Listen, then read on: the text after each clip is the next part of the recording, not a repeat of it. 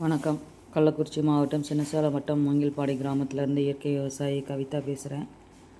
வாதநாராயணன் தொக்கு ரெடி ஆகிட்டே இருக்குது. எல்லாத்தையும் வணக்கி அரைச்சி எடுத்து போட்டு ரெடி பண்ணிகிட்ருக்கோம். இன்னும் கொஞ்சம் நேரத்தில் இறக்கிடுவேன்.